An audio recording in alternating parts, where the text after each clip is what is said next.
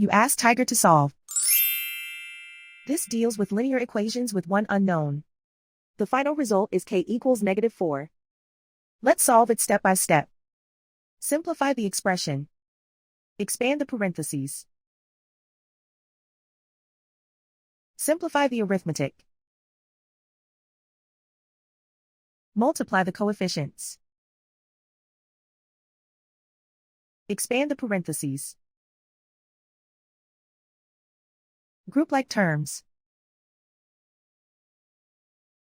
Simplify the arithmetic. Group all constants on the right side of the equation. Add 4 to both sides. Simplify the arithmetic.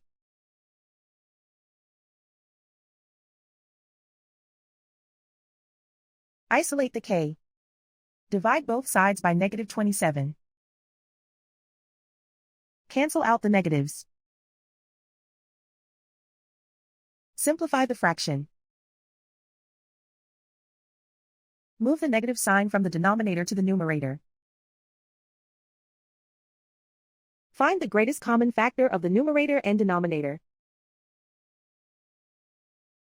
Factor out and cancel the greatest common factor. And so the final result is k equals -4.